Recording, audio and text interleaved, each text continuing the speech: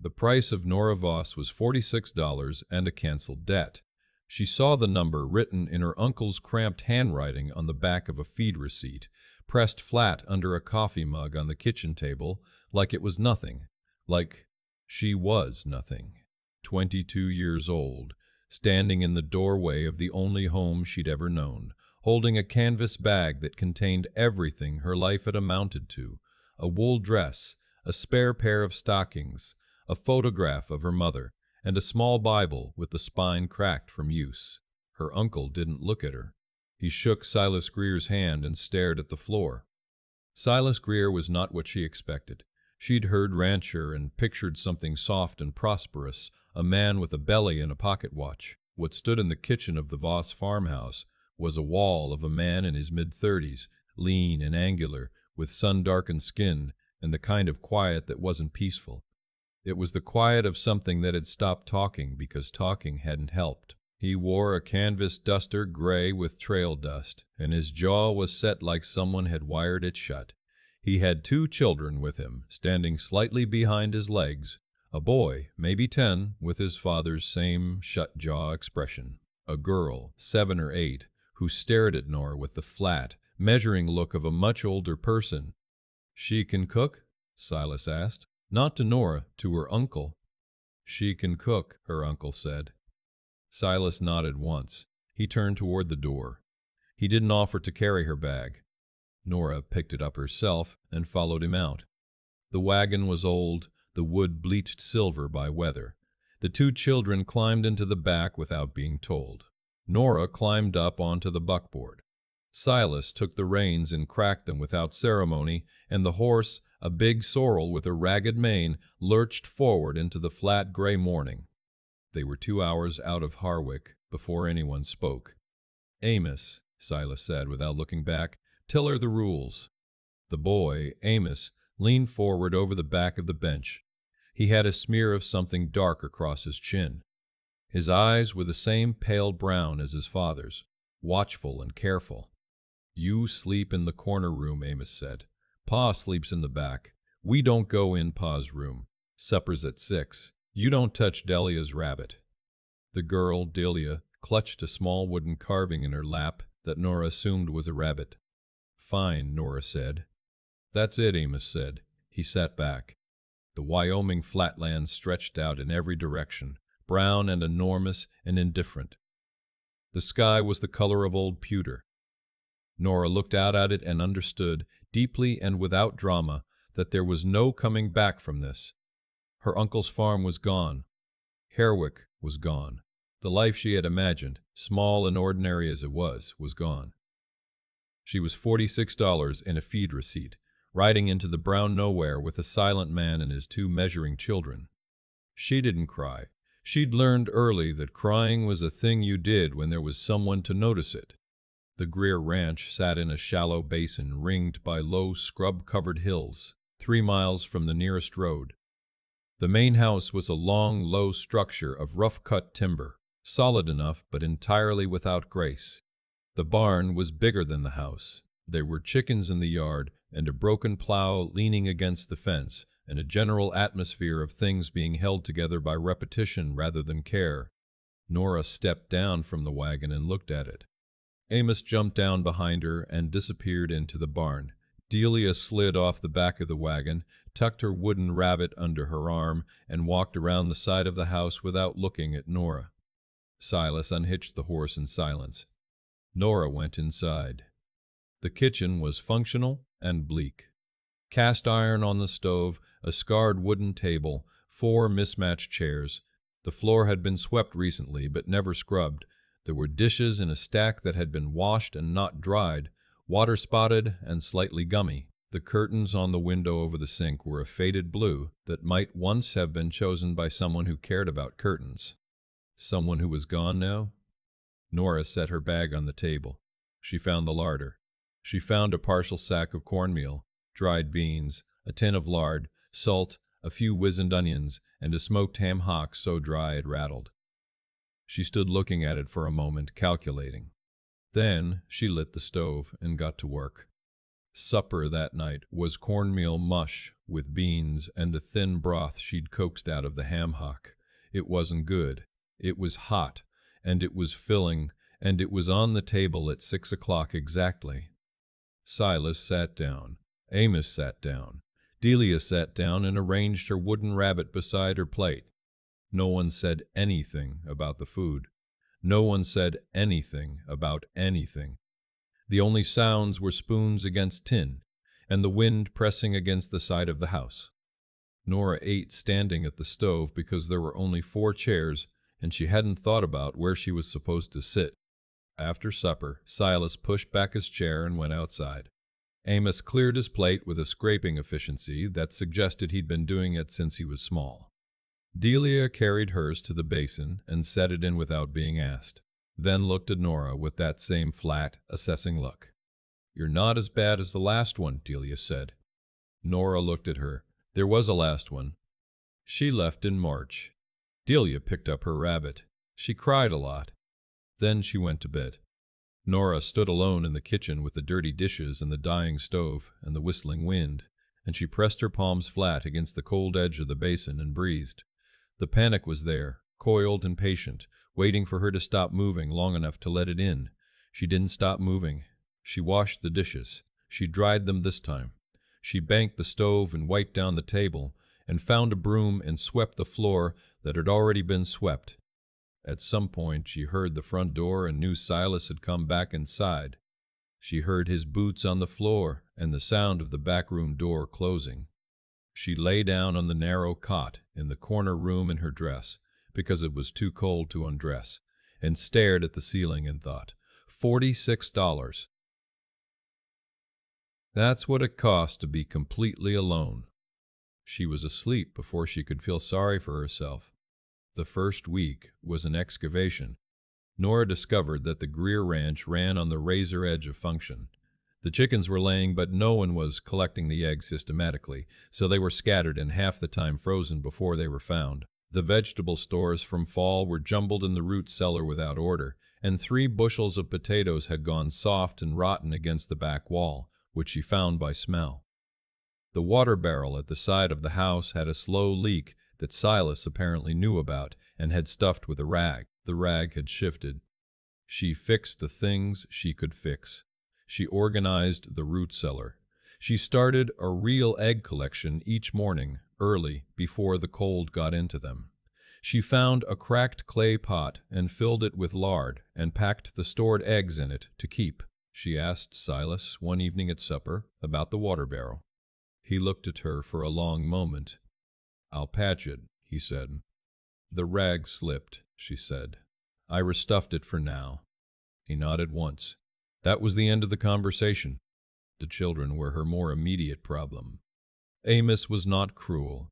He was something harder to work with, utterly self-sufficient in the practiced, joyless way of a child who had learned not to need things. He fed himself, dressed himself, did his chores without being asked, and moved through the house like a small, serious ghost. He didn't speak to Nora unless it was necessary. He didn't speak to anyone unless it was necessary.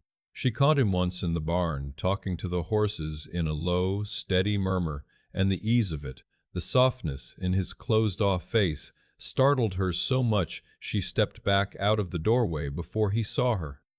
Delia was harder.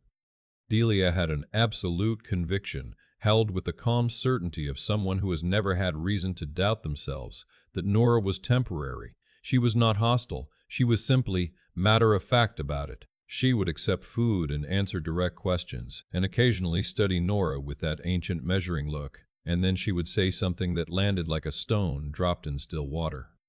On the 4th day, Nora was mending a pair of Amos's trousers by the fire. Delia came and sat across from her and watched for a while. "Ma used to hum when she sewed," Delia said. Nora kept her eyes on the seam. "I don't hum." "I know," Delia said. She picked up her rabbit and turned it over in her hands. "That's all right. You do things different." "Different isn't bad," Nora said. Delia considered this with the gravity of a judge. "It depends," she said finally. She was not wrong. The confrontation, when it came, was not from the children. It was a Wednesday, 2 weeks after Nora had arrived. Silas came in for midday meal earlier than usual, tracking mud across the floor she had just scrubbed on her hands and knees, and set a piece of harness leather on the table that needed mending. "Tonight," he said, "after supper." She looked at the harness. She looked at the floor. The long muddy tracks led from the door to the table in a line as clear as a statement. "All right," she said. He ate. He left. She went back to the floor and looked at it for a long time. That evening, after the dishes were cleared, she brought the harness to the table and found the waxed thread and the heavy needle. She was halfway through the mending when Silas came back inside and sat across from her with a length of rope he was coiling. They worked in silence for 20 minutes. "You're not fast," he said, not looking up from the rope.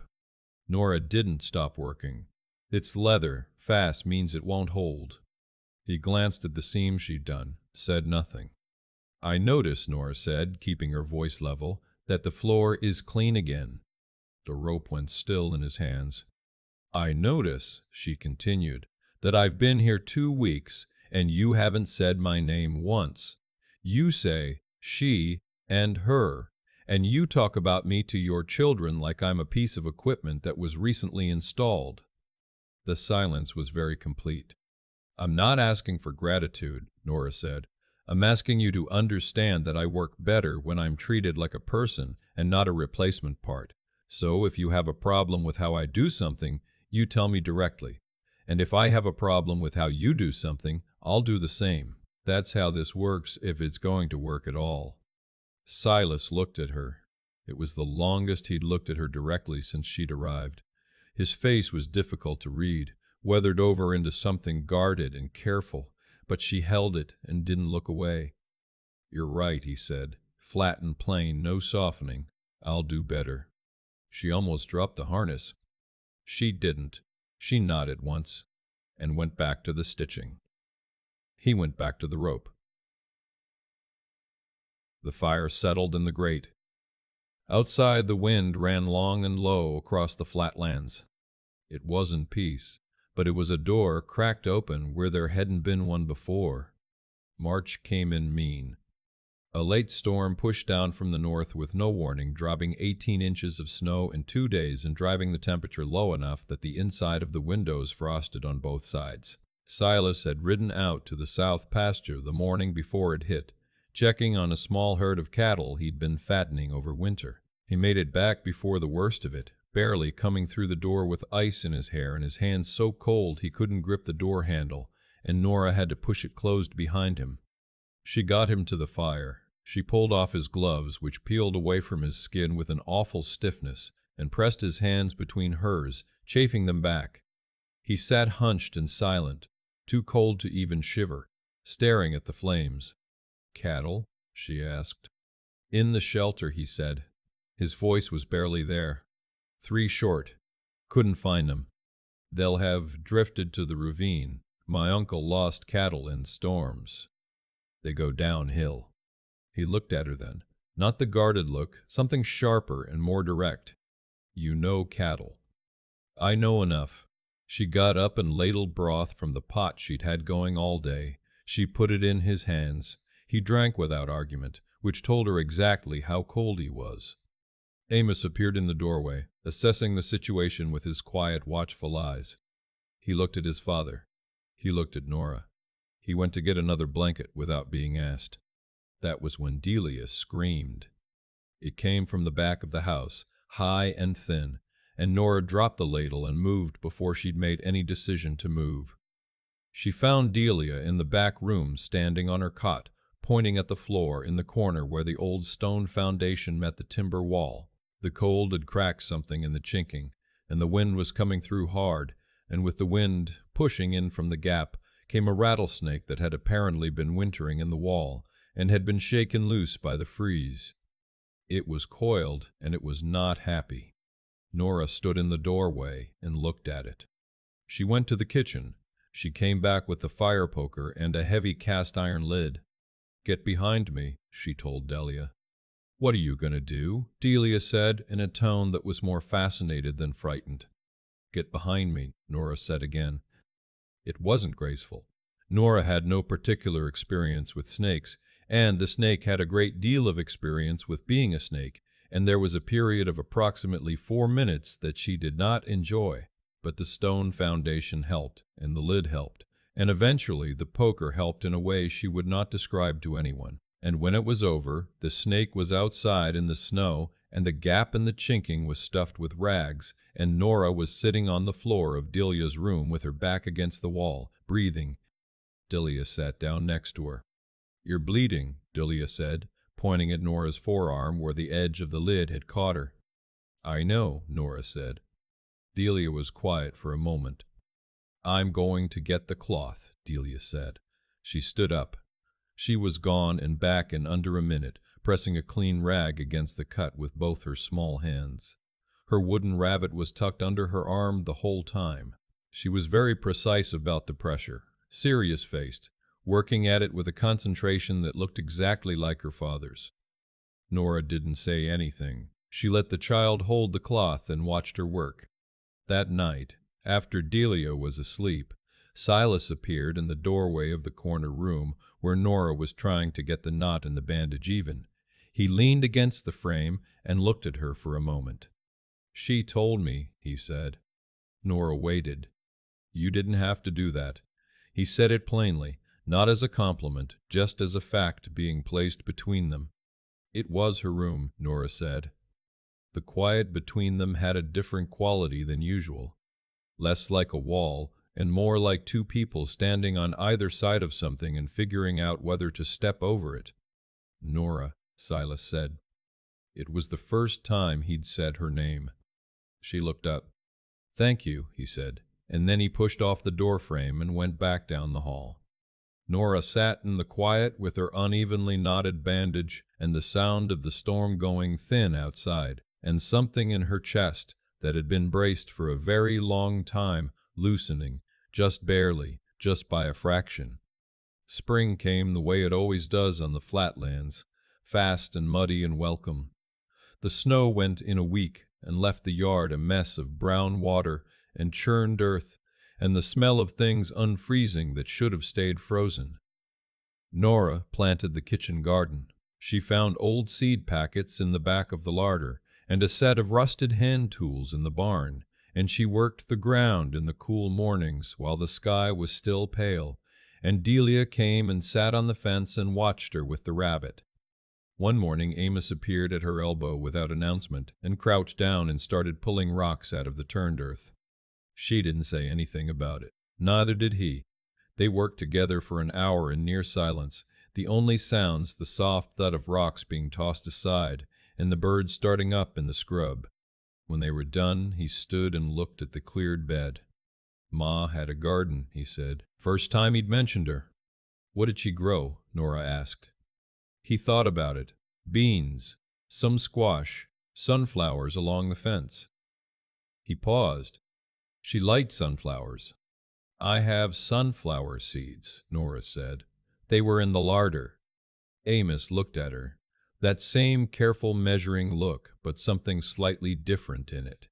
"You can plant them along the fence if you want," he said. "It's all right." He went back to the barn. Nora stood in the mud with the seed packets and understood that she had just been given something she couldn't have named a price for. The trip to Harwick happened in May. Silas announced it the night before. Supplies were low. He needed hardware. They'd go in the morning. He said it to the table generally, meaning all four of them. Nora had not been back to Harwick since January.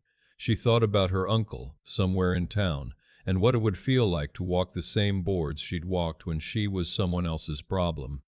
She thought about it, and then she went to bed, and in the morning she put on her good dress and braided her hair tightly and climbed up onto the buckboard. Harwick was a small, specific kind of ugly that Nora had stopped seeing when she'd lived there, but could see clearly now. False-fronted buildings and mud-packed streets, and the same 12 people who made it their business to know everyone else's. The wagon drew eyes the moment it turned onto Main Street. She felt them.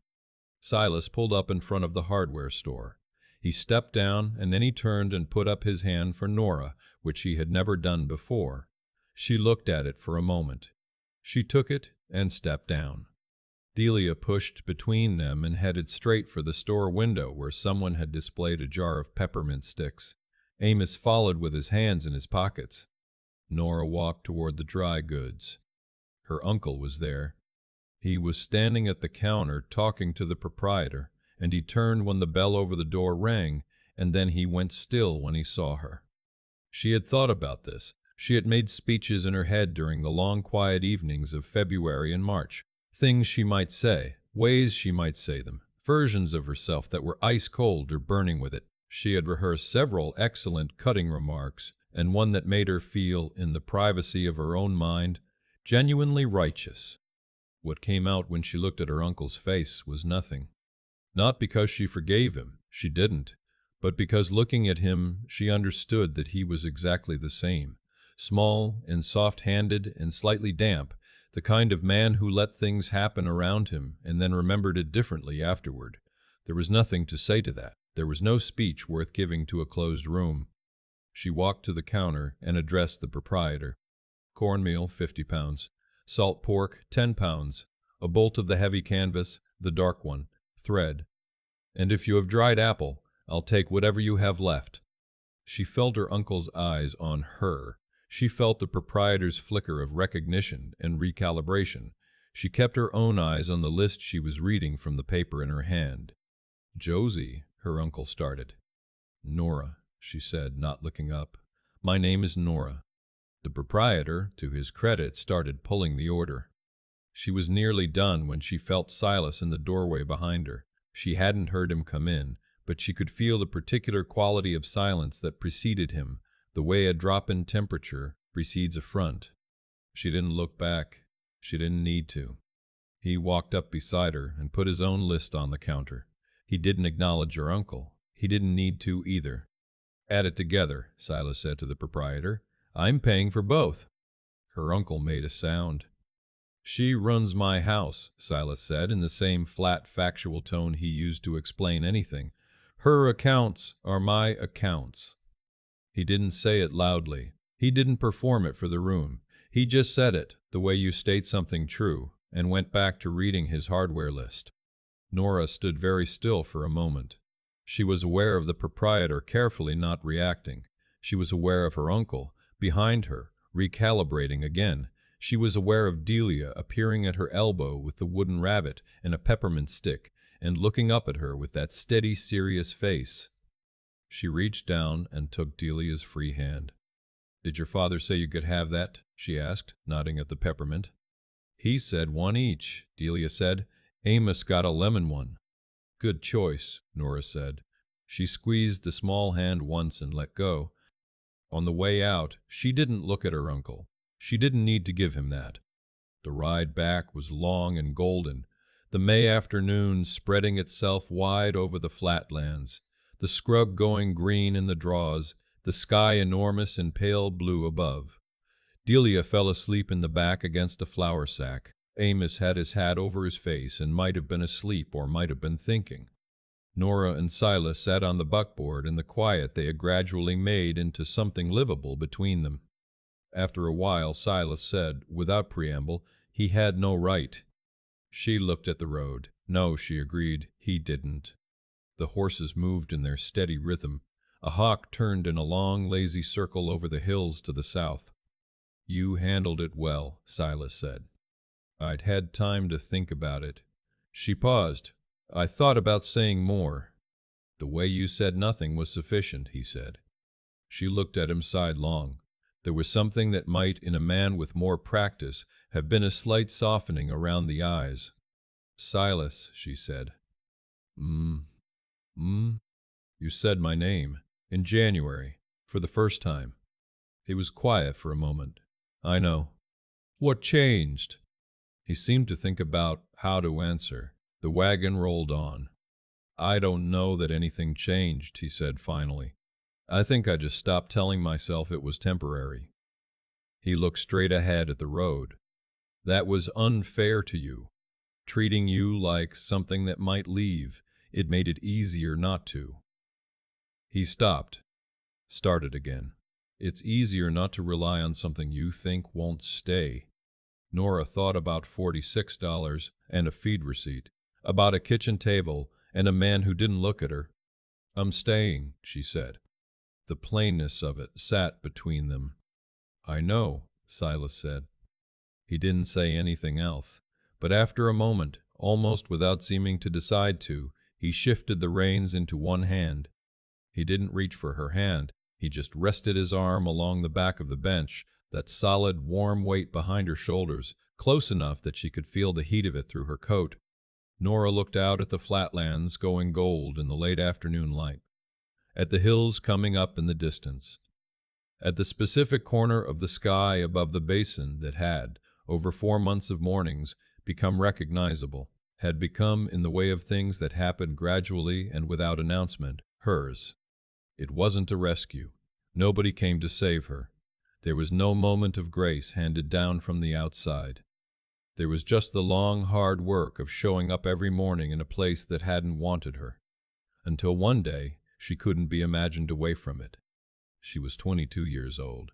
She had $46 worth of history and a crack-spined Bible and a kitchen garden with sunflowers planted along the fence.